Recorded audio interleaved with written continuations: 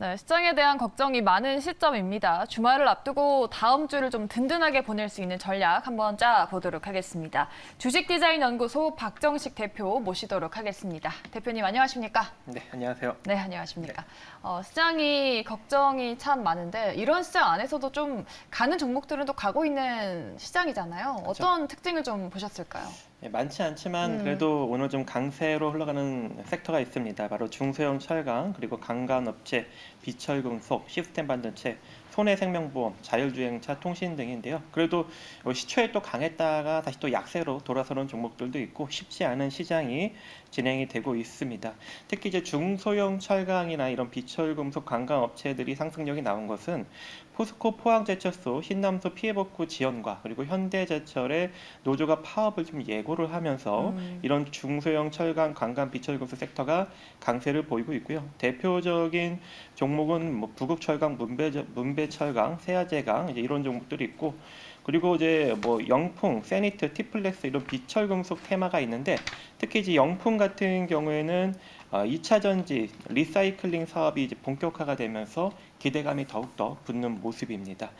거기다가 이제 시스템 반도체 쪽은 삼성전자가 ARM을 이제 인수를 할 가능성이 타진이 되면서 이 시스템 반도체 쪽에 좀 강세를 보이고 있는 상황인데요. 이재용 부회장이 지난 21일 해외 출장을 마치고 귀국하는 길에서 ARM 인수에 관련한 취재진의 질문에 다음 달 정도에 손정희 소프트뱅크 회장께서 서울에 오시는데 아마 그때 ARM 인수를 우선 제안하실 것 같다라는 발언이 전해지면서 현재 이제 이런 섹터의 상승력이 나타나고 있습니다. 그래서 지금 NCN, 가온칩스, 코아시아, 알파홀딩스, 넥스트칩 이런 다양한 시스템 반도체 테마가 상승력을 보이고 있고요. 그 다음에 이제 실외 마스크 전면 해제 소식이 어제부터 들려오고 있죠. 한덕수 국무총리가 정부 서울청사에서 주최한 코로나19 중앙재난안전대책본부 회의에서 코로나19 제2형의 고비를 확연히 넘기고 있다면서 이달 26일부터 실외 마스크 착용을 해제한다라고 밝혔습니다. 그때부터 이런 이제 화장품 관련주들, 제이준 코스메틱, 대봉 LS, 첨단글로벌, 코리아나 등이 상승력이 나타나고 있는 모습입니다. 하지만 이제 뭐 국제 유가 상승이나 뭐 경기 침체 우려 이제 이런 것들 때문에 뭐 항공 및 저가 항공이 좀 오장 들어서 좀 강력한 약세를 좀 보이고 있는 모습이고요. 역시나 경기가 안 좋고 시장이 좀 하락하다 보니까 반도체 업황 부진 영향까지 같이 닥치면서 좀 반도체 관련주들이 약세를 보이고 있고, 거기다 이제 경기 침체 우려에 해운 운임이 좀 하락이 나타나면서 그동안 좀 강세였던 조선이나 해운주들이 좀 약세를 보이고 있는 것으로 풀이가 됩니다. 네. 철강, 반도체 뭐 여러 가지 섹터를 짚어주셨는데 이 안에서도 결국 상승이 나타나는 섹터는 좀 두드러진 상승이 나타나잖아요. 네. 지금 시장에서 대안이 될 만한 섹터나 종목이 있을지 대표님은 어느 쪽으로 좀 눈여겨보실까요? 일단은 어제 같은 경우에는 러시아 관련 쪽이다라고 언급을 네. 드렸었는데 오늘 전부 다 시초에만 살짝 강세를 보였다가 다 약세로 전환이 됐어요. 그래서 이 지금 같은 하락장은 역시나 조금 보험 쪽이 좀 강세를 보이지 않을까 그렇게 생각을 합니다. 역시나 이제 연준도 마찬가지고 이 중앙은행 다른 각국의 이제 주요 중앙은행들이 금리를 좀 연달아 인상을 하고 있어요. 금리 인상에 동참을 하고 있기 때문에 우리나라도 조만간 또 한 번의 금리 인상을 할 가능성이 존재합니다. 그래서 뭐 하나생명이나 삼성생명, 삼성화재, 하나손해보험, 메리츠화재, 현대해상 등 이런 이제 보험 관련 섹터가 앞으로 좀 강세를 보일 수 있는 여력이 존재하지 않을까라고 생각을 하고 있고, 아까도 이제 언급드렸다시피 이재용 부회장이 아무래도 이 소프트뱅크 회장, 손정희 회장이 다음 달 정도에 방문을 한다고 했죠. 그래서 10월 정도까지 이 시스템 반도체 섹터의 이슈가 이어지지 않을까라고 생각을 합니다. 그래서 이 시스템 반도체 섹터들도 조금 더 강세 흐름을 보이지 않을까라고 생각을 하고 있습니다. 네, 보험주 그리고 삼성전자 ARM 관련한 인수 관련한 또 섹터까지 말씀을 해주셨습니다. 그러면 우리가 삼성전자 관련한 이슈에 있어서 ARM 인수로 인해서 팹리스에 더해서 파운드리까지 삼성이 같이 또 도전을 하게 된다면 이 중소형 반도체 섹터 안에서 어떤 섹터가 조금 더 주목을 받을지 소부장주 중에서 좀 어떤 쪽을 더 눈여겨봐야 될까요?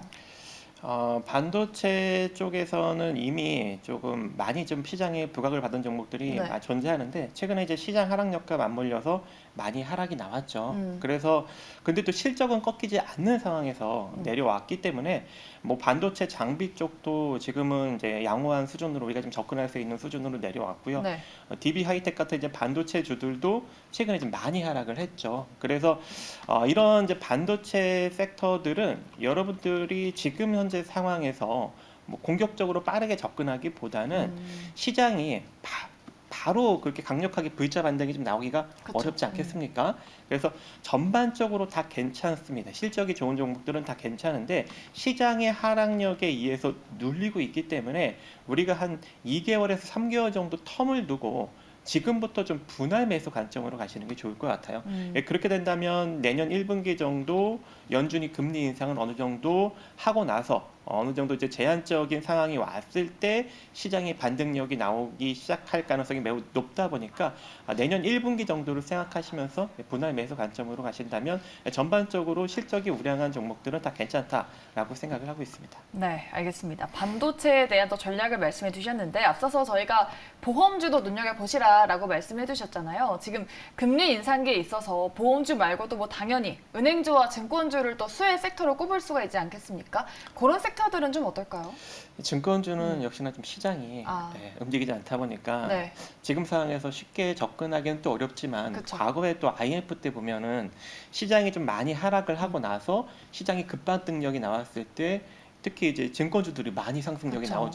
나오지 않았습니까? 또 그걸로 슈퍼개미도 탄생이 됐고 그래서 이제 증권주 같은 경우도 마찬가지예요. 지금 당장 공격적으로 접근하기보다는 어느 정도 시장이 조금 바닥이 나왔을 때 그때 서서히 한 2, 3개월 정도 텀을 두고 접근하시는 것이 좋을 것 같은데 아까도 언급됐다시피 저는 이제 내년 1분기를 보고 있어요. 네. 시장의 반등이 본격적으로 나오는 시기를. 그래서 지금부터 여러분들이 분할 매수 관점 내지는 조금 기다렸다가 접근을 하시는 것이 좋아 보이고 특히 이제 은행 같은 경우는 원래 금리 인상 때 올라가야 되잖아요. 네. 근데 내려가요. 그러니까요. 보통. 네.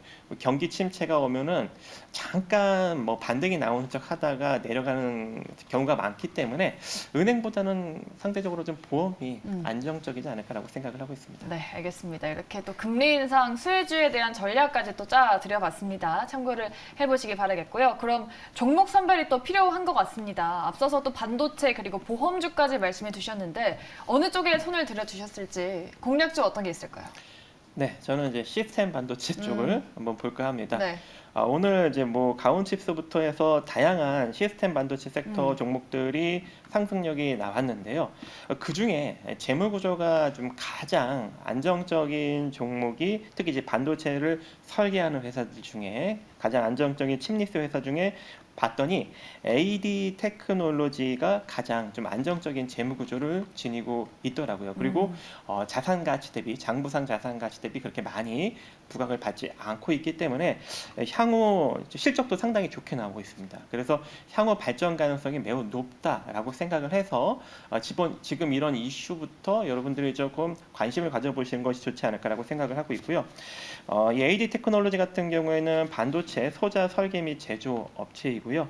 이 칩의 성능을 향상시키는 알고리즘을 실리콘에 구현하는 설계를 수행을 하고 있습니다. 그리고 고사양 고집적도 시스템 반도체를 개발 양상 중에 있고 이 저전력 시스템 반도체 개발을 위한 인프라를 확보하고 있고요. 지난 2020년 10월에 삼성전자 파운드리 에코시스템 파트너인 세이프 TM DSP 디자인 솔루션 파트너에 선정이 되었고 이번에 이제 이슈가 나오는 ARM도 마찬가지로 2년 연속 베스트 디자인 파트너로 선정이 되었습니다.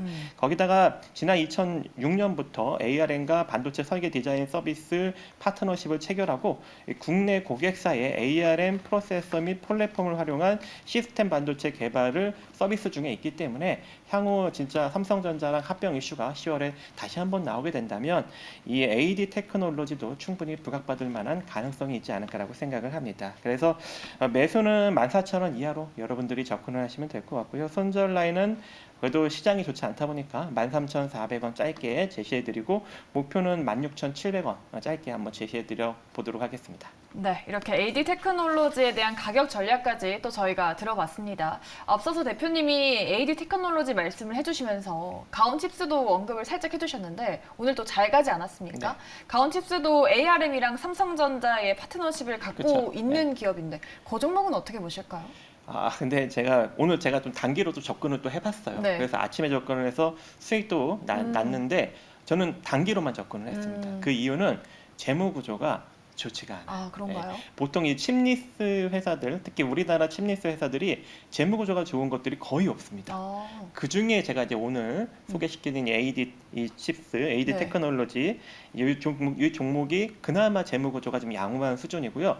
거의 뭐 적자랑 흑자를 좀 반복하는 수준으로 영업이익을 못 내고 있기 때문에 웬만하면은 오늘 좀 강세를 보인 종목들이 대다수 재무 구조가 좋지 않기 때문에 좀 단기적으로 이슈적으로 한번 접근을 해보시고 그나마 그 중에 칩리스 회사 중에 좀 장기적으로 접근을 해보고 싶으신 분들은 오늘 소개해드린 AD 테크놀로지가 좀 적당하지 않겠느냐 그렇게 생각을 하고 있습니다. 네, 좋습니다. 어려운 시장에서 어떤 전략이 필요한지에 대해서 또 공부를 해보는 시간 가져봤습니다. 지금까지 수고해주신 분은요, 주식디자인연구소 박정식 대표였습니다. 말씀 고맙습니다. 네, 감사합니다.